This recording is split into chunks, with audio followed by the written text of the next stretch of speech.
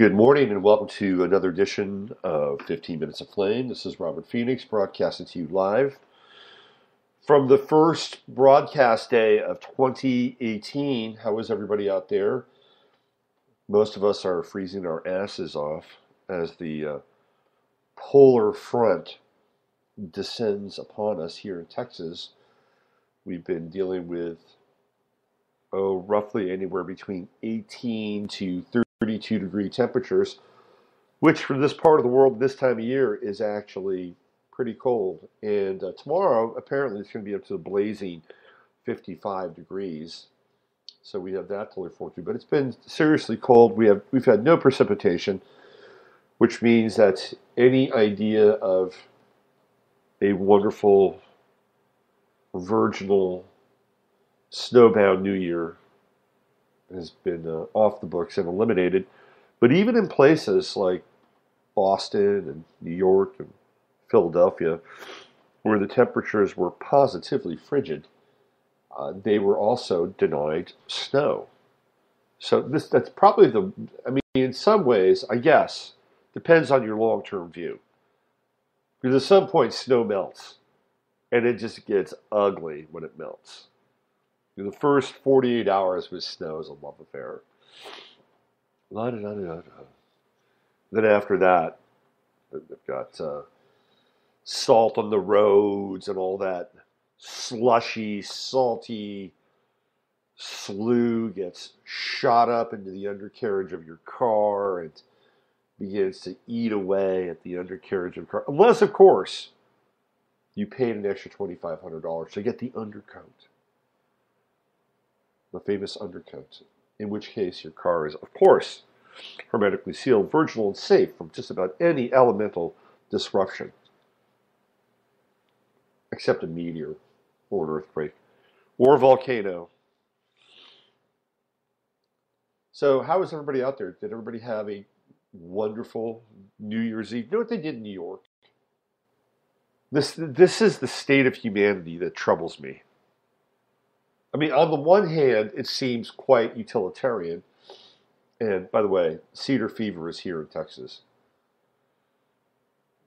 If you are somebody who has a tuned ear, you'll understand that I actually am stuffed up. It's not because I have a cold or anything. It's because of the wonderful cedar trees in Texas. Anyway, let's get back to what happened on New Year's Eve. On the one hand, it speaks to the ingenuity of the human species. On the other hand, it also speaks to a level of, how shall we say this? I don't know. Declined attention and endeavor. So there are people who were, like, if you wanted to go to Times Square and get a good spot for New Year's Eve, Times Square, and completely freeze your ass off for the entire day. You had to get there at 9 in the morning. You had to spend at least 13 hours camped out in Times Square to be able to actually experience New Year's Eve in Times Square, which I think is probably on somebody's bucket list. It's not on mine. So, forward-thinking people, the really true progressive sorts that live amongst us, figured out that using a bathroom at Times Square for the entire day was going to be difficult, especially at night. Here it comes.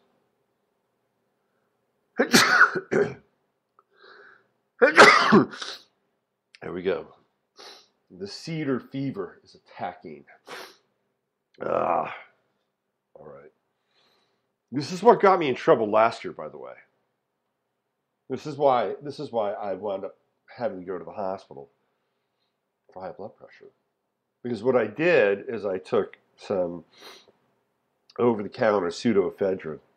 Of course, in every state you have to produce your license in order to buy pseudoephedrine, because it's the stuff of methamphetamine.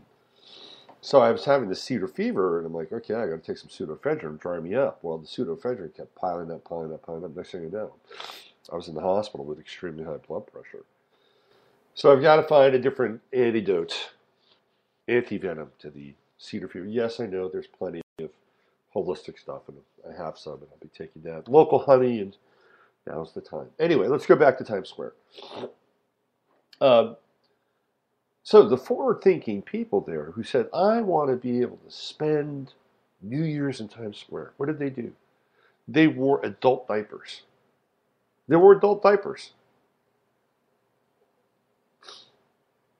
I mean, on the one hand, you have to applaud their forward thinking. On the other hand, I would never wear an adult diaper so I could spend 13 hours in near sub-zero temperatures for an entire day. That's just not part of my bucket list. I'm sorry. Sorry. It's not happening. It ain't happening. So this is how we rung in the new year. The adult diaper parade in Times Square. Well, there is a different kind of celebrating going on in other parts of the world, namely Iran, where they seem to be having a color revolution taking place. You say you want a revolution. That's right. It's happening in Iran. Of course, these things do not happen in a vacuum or a void. They never do.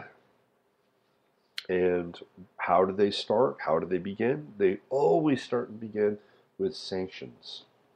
Sanctions, sanctions, sanctions.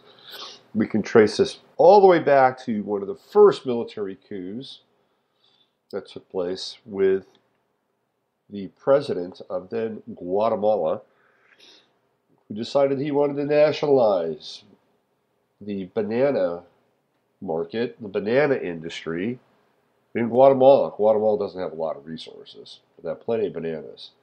And United Fruit was going down in there and essentially taking bananas for nothing. They were giving them pennies on the penny for their bananas. And this guy who was the president of Guatemala looked around and said, we need resources. We need resources. So let me nationalize our fruits, especially bananas. Well, United Fruit hired Edward Bernays to go to basically stage a coup. This is what he did. And one of the first things that they initiated with the Bernays stage coup was sanctions. All of a sudden now, Guatemala couldn't get certain things. It couldn't get other types of foods per se. Wheat, bread, which is commonplace. This is one of the big bargaining chips the United States has had for the last 150 years, is bread and wheat. And people have to get it from someplace, and a lot of it gets moved into countries overseas. The Russians are going to starve after the Bolshevik Revolution. Once the revolution was in place, they had destroyed the infrastructure for creating just about anything. Families who had land, and who were growing wheat and whatever other kinds of food stocks, root vegetables, whatever, their farms were taken, and this is all part of the Bolshevik Revolution and the Purge and all that stuff. So they were in the phase where the state had not kicked in yet. They had not basically enslaved people to go onto the land and work. Could you imagine that? Could you imagine being a farmer in Russia and having your own little people? They had it. This was part of the reality, and all of a sudden you don't have your farm anymore. Everything is seized by the state. And now you have to work your own land as a slave to the state. And it happened. If you didn't do it, you wound up in a place like Siberia. Or worse, you were just taken right out and shot and killed. So there was a period where the Russians were on the verge of starving.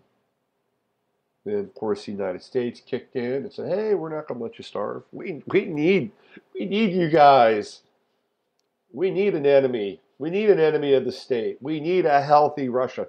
And it's because, obviously, there's a love affair with Bolshevism and revolution that's been on the planet for centuries, millennia. The first rebel, of course, Lucifer. Rules for Radicals, Saul Alinsky dedicated Rules for Radicals to Lucifer, the first revolutionary, a backwards glance. So it's in our blood. Revolution is in our blood. We are a rebellious colony in the solar system, in the universe. We're rebellious. It's part of our nature. It's part of who we are. But rebellion, it should be really like a corporation. It should only exist for a period of time. And then after that, the rebellion should be shut down. I was rewatching an interesting documentary about the Weather Underground last night. And if you have a little app or service called Fandor, which I actually recommend. Fandor is a pretty interesting. I think you pay $2.99 a month for it. It's a documentary channel. If you're into documentaries, I love documentaries. So they have a documentary on the Weather Underground. They used to have it on Netflix, and then it went away. Of course, everything goes away on Netflix. If you want to practice non-attachment, join Netflix. Because once you're into something, unless of course it's Netflix programming, and then it never goes away. In which case, it's like a fungus. Anyway, what was really interesting about the Weather Underground documentary, it should be required viewing to understand the revolutionary spirit of the United States in the mid '60s, and how SDS was the Weather Underground. SDS existed. Students for a Democratic Society existed before the Weather Underground. And they were the first organized front for protesting the Vietnam War. And then once the Weather Underground came in, so the SDS was basically formed by people who were first wave civil rights, late 50s, early 60s, going to places like Alabama, Arkansas, Georgia, wherever the action was in the South. So out of that wave of protests and out of the King protests, even King himself decided that he was going to take on the Vietnam War. That was a bad career move by Martin Luther King. He could rail against civil unrest and social injustice as much as he wanted, but once he decided to take on the Vietnam War, he became very expendable very quickly. It's like, stay in your lane, MLK. So this is where the SDS comes out of. Let's fast forward. We're going to go to roughly 1965, 66. This is when the Weather Underground and the Yippie movement, all the radical left factions begin to form on college campuses. And the two rock stars of the Weather Underground were Bernardine Dohrn and Mark Rudd. It was not Bernardine Dohrn and Bill Ayers. Bill Ayers did not have the kind of good looks and charisma that Mark Rudd had. And Bernardine Dohrn, of course, was very attractive. And these are all upper class kids. They all came from money. So they decided that they were going to stage their revolution. But what happened was really fascinating. This gets back to why revolution is a temporary state. Is that once the Vietnam War ended, the Weather Underground they didn't have any organizing principle, at least on the surface, after the Vietnam War, because that's what they were railing against. And you watch that film, you will see all the bombings that they were responsible for. And the bombings just, I mean, yes, they took place, and they bombed the Pentagon. They put a bomb in the Pentagon. I mean, these people were fairly sophisticated, and they must have had some kind of inside knowledge and inside help. They had to have. I mean, of course, we're always funding and trying to create the opposition, because when you have the opposition, all these government agencies now have a raison d'etre, a right to exist, a reason to exist. Oh, look, we've got the war on terror. well, let's go round up some terror suspects that we actually went into a mosque, recruited, and created, and oh, we're going to nab them. Oh, look at us. Look how great our intelligence is. Oh, isn't this great? Give us a medal and a pay raise and more funding. But once the Vietnam War ended, they didn't have any organizing principle. They were done, at least for a period of time. For a period of time. After that period, they didn't know what to do. It was like, oh, the war is over. What are we going to rail against now? It took them a while to reformulate their strategy, and their strategy was the infiltration of the education system, both from the college campus level, but also from the curriculum level. And even though we cannot find necessarily the ties that bind Bill Ayers to Common Core, there is enough circumstantial evidence to Bill Ayers and Common Core that indicates that he's one of the architects behind it. With the whole idea that we would take, or they would take, over the educational system and then re-engineer young Americans so that the revolution did not have to take place in the streets, but inside college campuses, inside classrooms, promoting social Marxist theory, et cetera, et cetera, et cetera.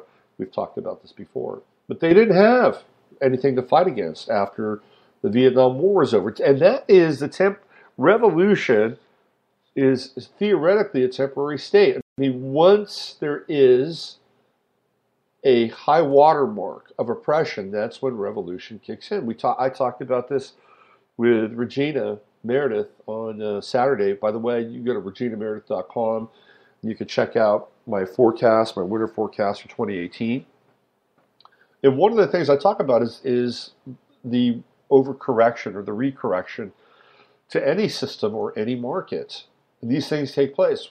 It's a fact of nature. At some point, once there is an overabundance of one thing, then there has to be a cyclical correction or recorrection of whatever that one thing is. This is the law of the universe. It's balance, the law of balance interchange. So if tyranny rises to a certain level, and we all know, but there are like thresholds of tyranny. The challenge is now is how to understand and spot and understand soft tyranny. That's the challenge now, is the soft tyranny. And the soft tyranny, of course, is ultimately going to be convenience. That's the soft tyranny. It's convenience. Anyway, so what we have is this idea or this natural system. If one thing gets too great, something comes in and, it overrides it. It's like your body. If you've got a virus in your body, guess what? It gets to a certain point, all of a sudden your antibodies kick in. And your immune system kicks in. This is nature. If there are too many of one species, guess what happens? There's something that takes place inside of that natural selection process. It can be a virus, it can be whatever. And all of a sudden the wolves come in, and next thing you know, there are less caribou. This is what happens. But once that takes place, then there is a homeostasis that's achieved. And then the numbers get back to, there's these self-regulating systems. And the challenge is obviously the soft tyranny. That's the biggest challenge. But once we get to a certain point, then revolution should kick in, because it is a result of the rise of tyranny. It's a natural process. So we have this built inside of us, and it's okay to be revolutionary. It's okay to be radical, but do we want to live revolutionary and radical 24/7 every single day since 1965? I talked about this on Regina's show as well. Really, if we go back to 1917, which was the Bolshevik Revolution, and what is it, 8/11 or 11/8, 11/8, the 8th of November, Day of Transformation. And that's when it all sort of kicked off. And we became romantically infused with this idea of revolution. Because it gets our blood going. Like, revolution is sexy, isn't it? Revolution is Uranian. It allows us to break out of our mold and When we break out of a mold, what do we have? We have energy. So revolution equals energy. So but it's been going on for a long time. Now, we have been in the throes of constant revolution, i.e. change. We've been going through that since 1917. The high water mark, of course, is the 60s, but the 60s did not dissipate. And we've been in a revolutionary cycle ever since then. And this is not just kids on college campuses.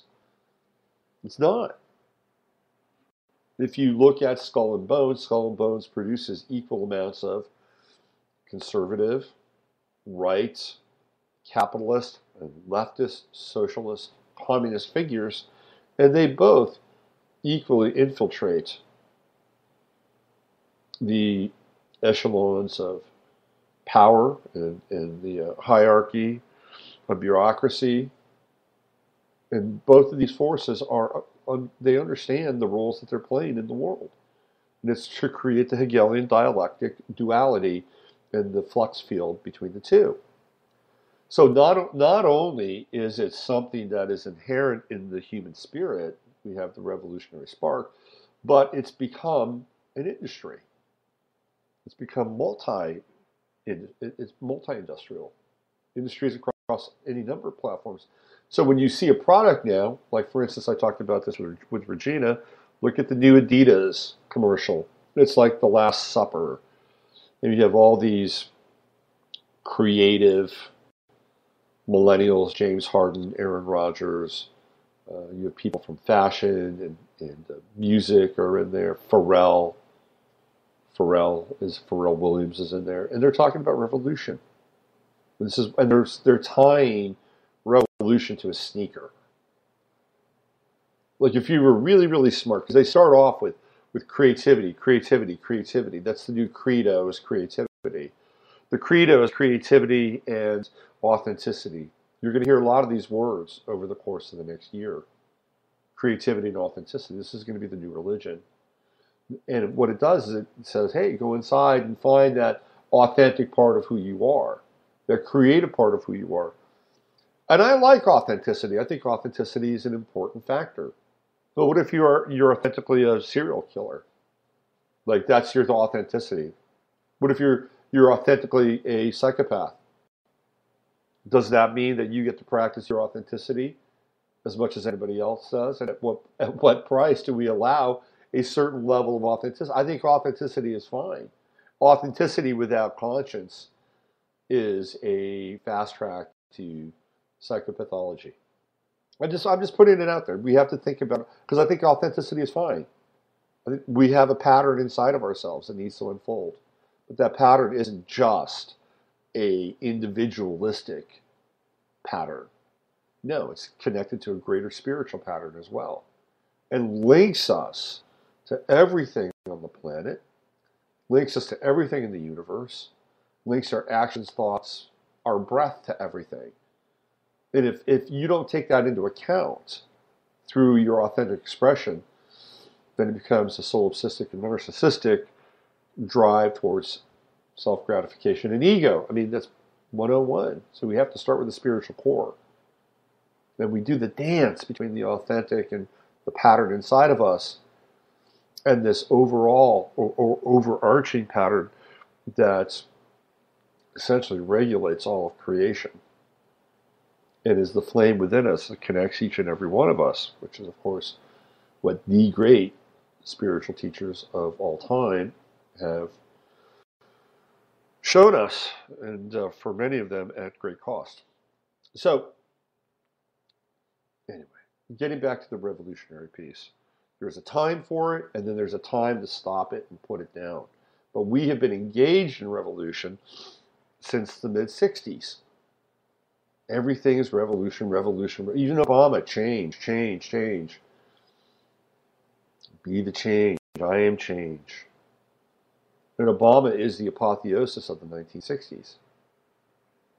Of course, Bill Ayers, who's the key player in the Weather Underground, he's a professor. He's a professor at Northwestern University in Chicago. He basically wrote Dreams of My Father.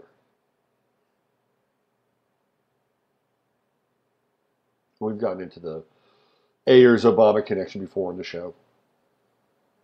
Now, what else has been going on as we've been going through this constant state of revolution, and revolution marketed to every youth culture, not just for commercialization and selling sneakers. No, but it's to get into their heads, to get into their hearts, and then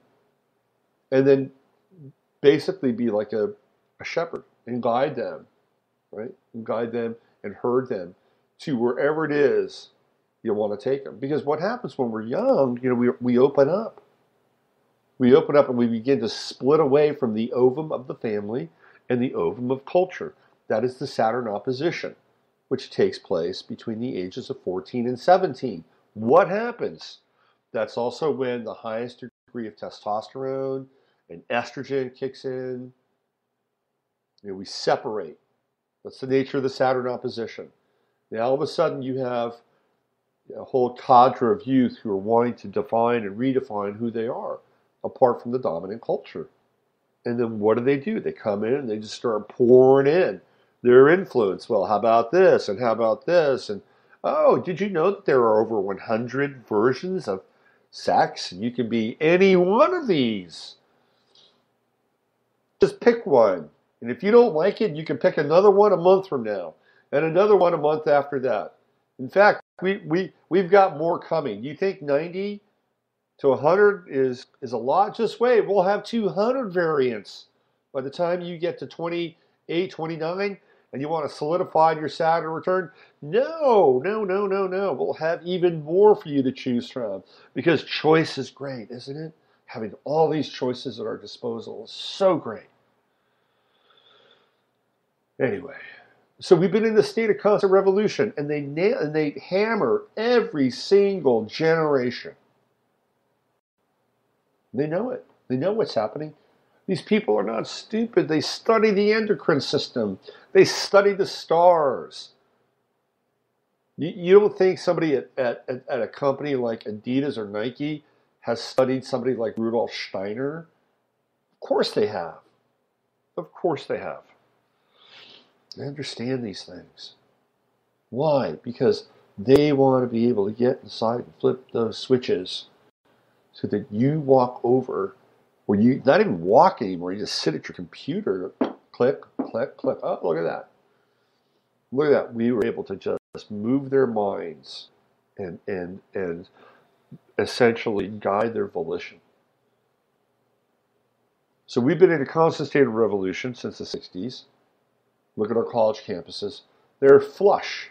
They're flush with the front line.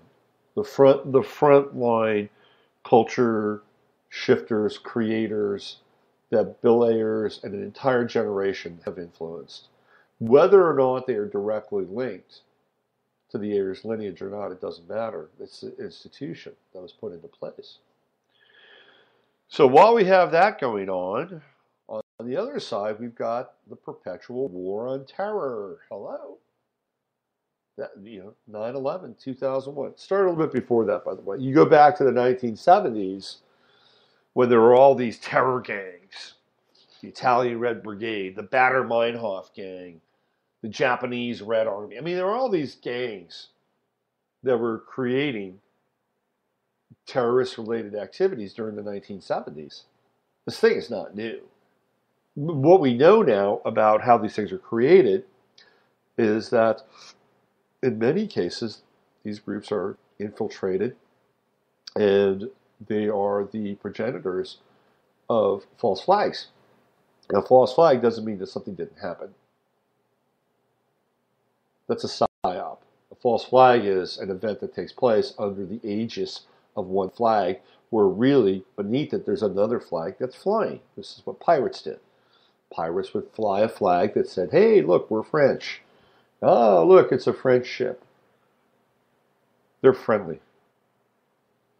And then what would happen? They get close. Hey, ahoy, ahoy. Oh, bang. Here come the cannons. Flag comes down. Skull and crossbones comes up. There's your false flag. So we've been going through this since the 1970s, and some of which, by the way, some of those terror-related events were probably actually real. But you look at something like Carlos Sajapal, who was trained by the West and infiltrated any number of groups, not just communist, anti-capitalist groups, but infiltrated groups like I don't think Hamas was around then. What was the previous? It'll come to me. Anyway, state-sponsored terrorism in the form of terror groups. It's been going on since the 70s, but really 9/11/2001 is when it exploded, literally and figuratively. So we've been dealing with the war on terror. We've been dealing with the war without end in the Middle East, in North Africa. It's happening all the time. So we have the war on terror, the war on security, to feel safe. Let's sign up for this, let's sign up for this, let's sign up for this, because guess what? It makes us feel safer. And we'll give up our freedoms, we'll give up our rights, because this is going to allow us to feel safe and secure in our homes, allow us to push that button so we get the brand new sneaker.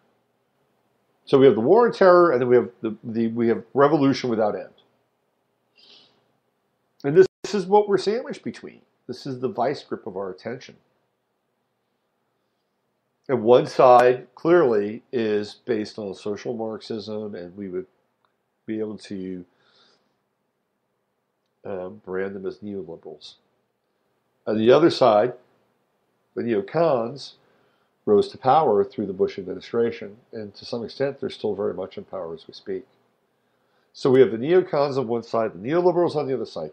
One is fascist, the other is social Marxist. Again, this comes back to Skull and Bones, Anthony Sutton, the Hegelian dialectic, divide and conquer. And once people understand this, once they wrap their heads around the fact that we're caught in this vice grip between these two ideologies, which are in many ways even synthetic, then people can begin to wake up. But most people can't, because our signals are played all the time. And look, I'm cautiously optimistic about the QAnon stuff. I'm cautiously optimistic.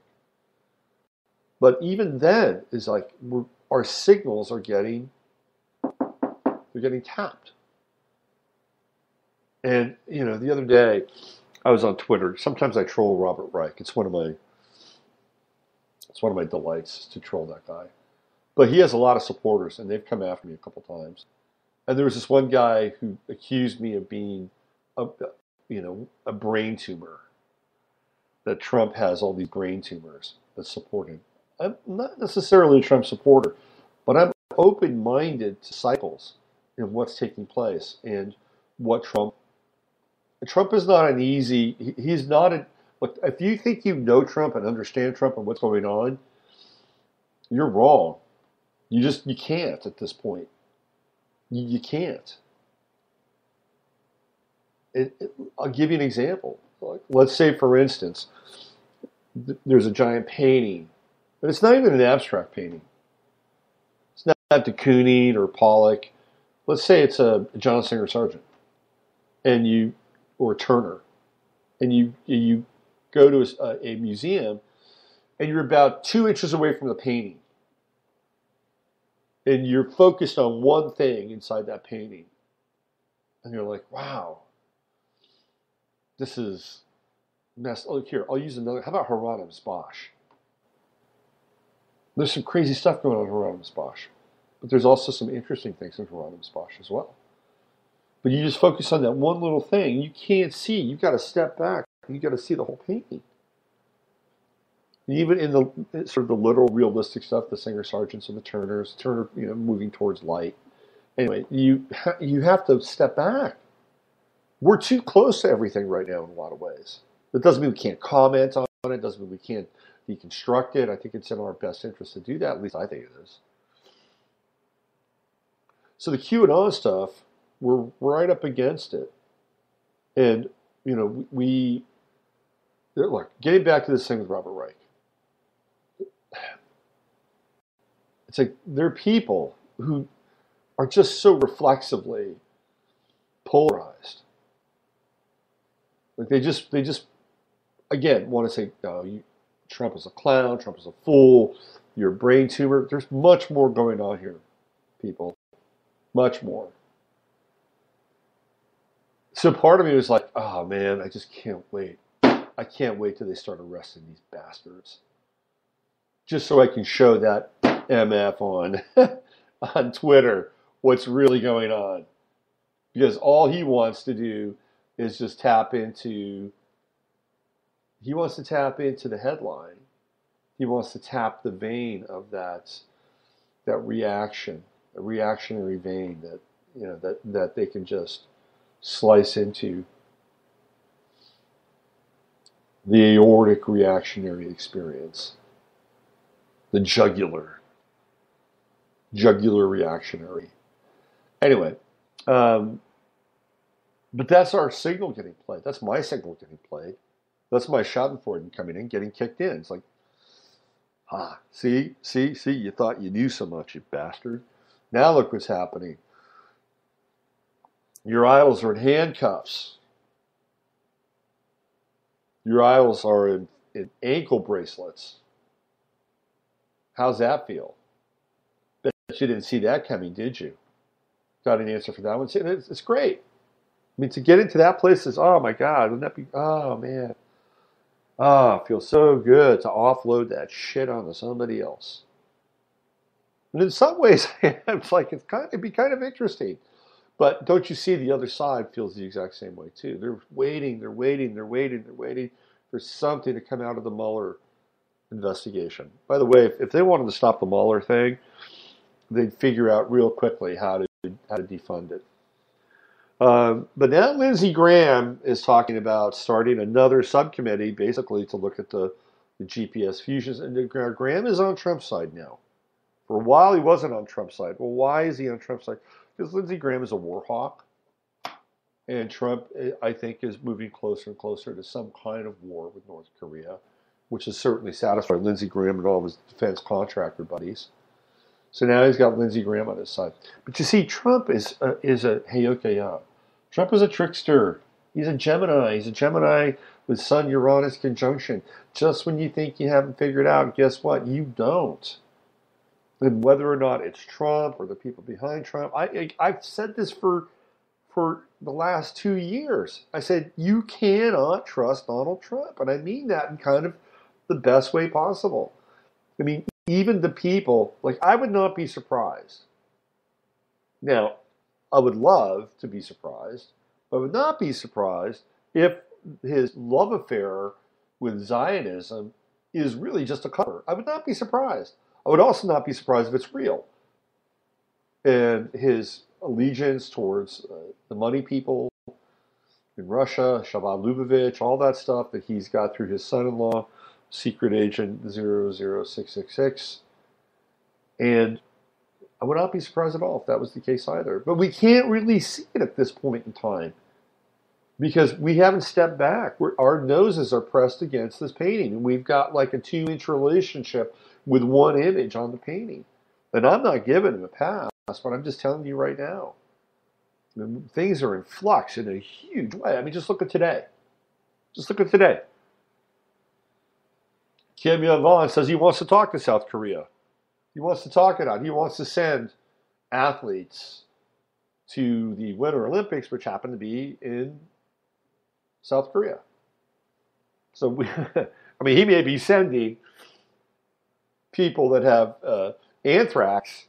I mean, they may be human anthrax bombs to South Korea. If I was South Korea, I probably wouldn't let them come in, to be honest. If they did, they'd have to be totally screened first. That would have to be one of the provisos. You have to screen these people. But here we are. It's a new year, and all of a sudden, Kim Jong-un wants to sit down and talk. Hey, let's talk. Does the United States want to? That's the big question. Or do they want war? And I've heard that there is war in the offing that's coming at some point. Like soon. In the next 30 days with North Korea. Now, I don't necessarily believe that, but it wouldn't surprise me either if something happened. It's the times we're living in. This is what's going on. Now we have the revolution in Iran that's taking place. And of course, that's a color revolution, which is where we started all of this. They want to flip Iran. And if you want to check out sort of the local flavor, go to Press TV and read the comments. Press TV, of course, is an Iranian version of RT Today. The latest news: Trump must stop interfering in Iran affairs. In Karachi, Pakistanis denounced Trump's threats because now Trump is going after Pakistan as well. 12 injured in Bronx apartment fire. I don't know why that's in there. That's interesting. Israel extends detention of female Palestinian lawmaker. One-legged Egyptian soccer players aim for own league. That's an actual headline, by the way. How many one-legged Egyptian soccer players are there? They want their own league. That's astounding. That is absolutely astounding. Massive New Year riots hit French cities. You won't read about that in Western news. So here, I'll just read this. Iran Intelligence Ministry nabs several agents behind riots. Iran's Intelligence Ministry says it has identified and arrested some of the agents behind riots, which followed the recent protests against economic conditions in a number of Iranian cities in recent days. There's been an embargo. The U.S. has had an embargo against the Iranians for well over 10 years now. Even the Obama administration had to have some level of sanctions against the Iranians. And this is how you foment a revolution. You basically starve people. That's what happens. When people can't eat, all of a sudden the revolutionary spirit becomes viable and volatile. Now, they may not be strong enough to actually have a revolution because they're starved to death. But that's another story.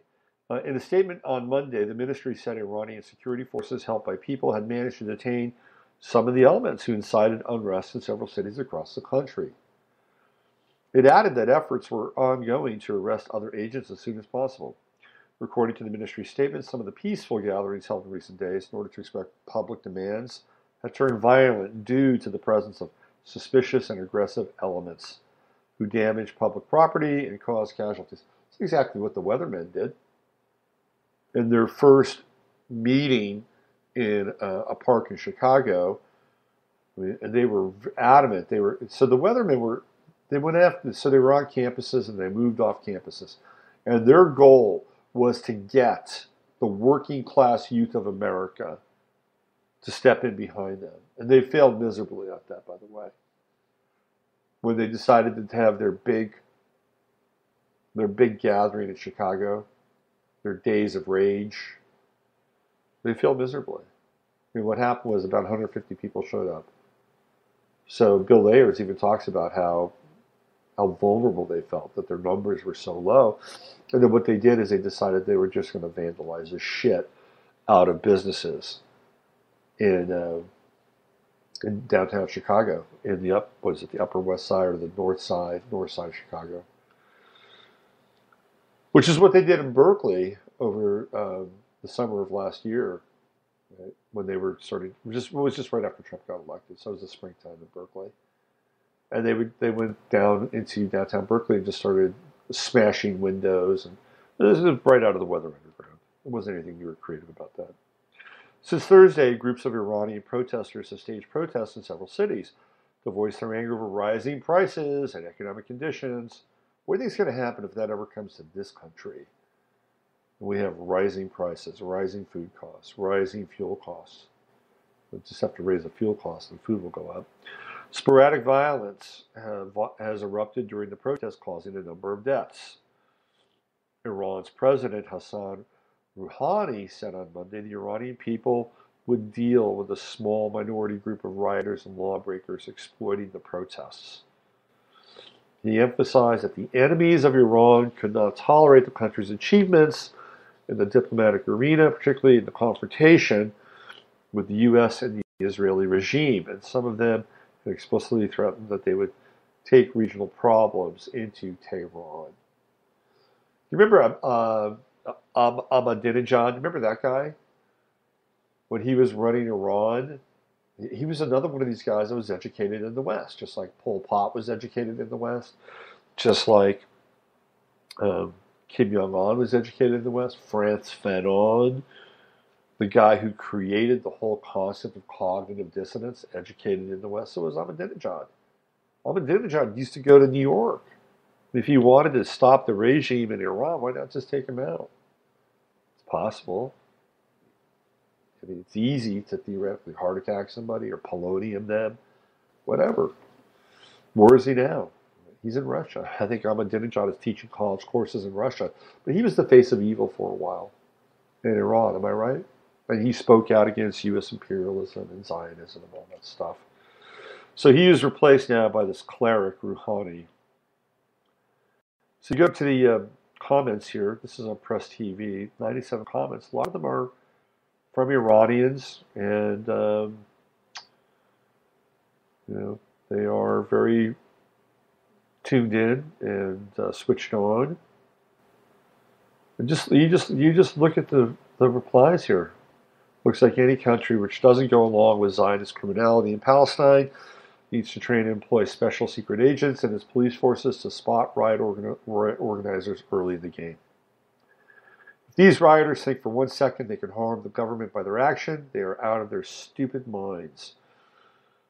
The internal and external enemies of Mother Persia should know better. This government is eternal and not ephemeral. Long live Iran. Sooner or later, the will of the people will prevail. These agents have been brainwashed or bribed. Radioactive elements destroy cancer cells, but it is expensive. Burn them is cheaper. You have to be awake 48/7, not 24/7. CIA plays the same game over and over. This guy says Iran is not just another country. Iranians who managed to fight back, overcome sanctions, and advance technologically despite these sanctions will stop this. Trump is a tweeting fool. Netanyahu is driving Israel into the wall. It'll be soon game over to both of them, and therefore to Saudi regime that is afraid of its own princes and cousins. Well, regime change is not limited to Saudi Arabia alone. This is from Sputnik. Jordan's king dismisses coup rumors after firing siblings from top army posts. Recently, media reports appeared suggesting that Jordan King Abdullah's siblings holding important military posts were colluding with Saudi Arabia and the UAE in a bid to stage a coup in the country. This is where we are. We are in a period of tremendous upheaval and deconstruction. Deconstruction is different than revolution. It's different. Well, what's the difference, Roberts? Well, sometimes revolution is part of the deconstructive process. And sometimes deconstruction just takes place on its own accord. It's called entropy. Entropy. Once things reach a certain level, they begin their entropic decline. And we reach the entropic decline point somewhere in the Obama administration, somewhere in his second term, after the passage of the ACA, when Obama did not want to be president for a second term, by the way. He came in, he did what he needed to do, he got the ACA passed, a few other things, but that was really the big piece. He wanted to go off and do whatever he wanted to do, become head of the UN or whatever his next stop on his tour towards immortality is. He was done, but they said, no, you got to stay in, you've got to defend this stuff, we need you, we need your presence in there for the midterms, we're going to have a Republican challenger coming, we need a strong Democratic and progressive pulse in the White House, we need you. That's why he stayed. Other than that, he would have been out of there. But we reach this entropic decay. It's an orbit that begins to decay. That is the deconstruction piece. And we're in it now, and it's a global deconstruction. So here we go. King Jordan, or the King of Jordan, basically doing the same thing. Kim Abdullah did the same thing that happened in Saudi Arabia.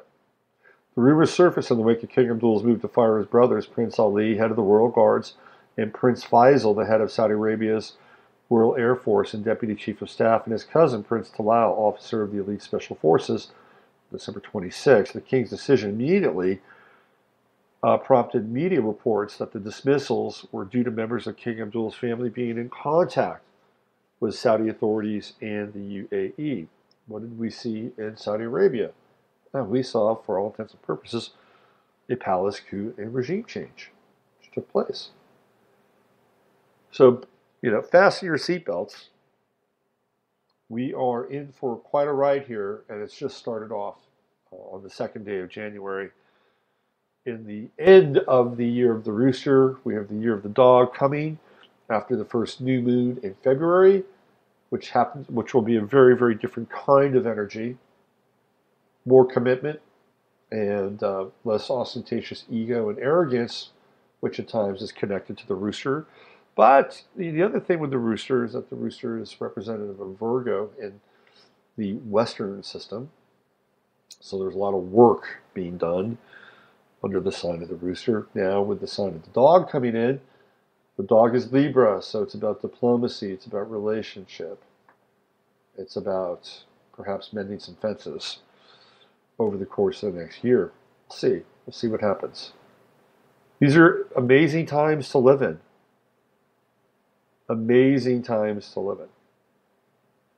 Oh my God, this is funny. I'm just looking at this Spot News headline. London Tube fare dodger gets penis stuck in ticket barrier. Wow.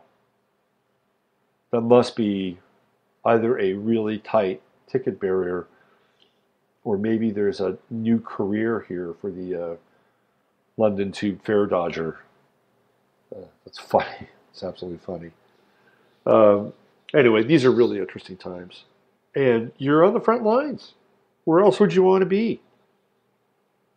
These are going to be the times we're living in is when our great grandchildren are going to talk about these times. And they're going to talk about what their great grandparents went through, what their grandparents went through.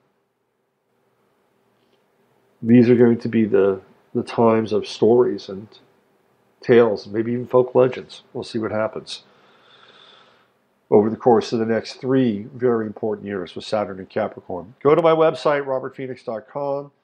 You can see my, actually go to reginameredith.com. I haven't put up the interview with Regina on my website yet. I'll do that today. Go to reginameredith.com. We got together for an hour.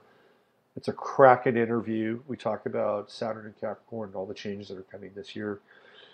And go to my website. I still have my holiday specials up. I'm going to take them down by the end of today. So if you still want to get a discounted reading or you want to buy some readings, today is the day to do it. By the end of today, that'll be off my site. So that's the last call for action there. All right. Thank you for joining me today on this really the first kind of work day of 2018. We're back on it. And for all the people that have ordered readings over the holidays, bear with me. We're going to schedule all the stuff. I had a pretty significant amount of people sign up. So I'm a bit sort of backlogged, but we'll sort it all out. I'll get to everybody in as an efficient amount of time, but I can't burn myself out too, or else I won't be any use to any of you. So I'll be getting back to a lot of people and really solidifying kind of where all this is going, most of which will happen after the 15th, but we'll begin to sort of trickle some of this stuff out. All right, that's it. Thanks for being a part of it. Thanks for being a part of my life in 2017, and here's to a great 2018 for everybody on the planet. Use your head to discern what's real, your heart to say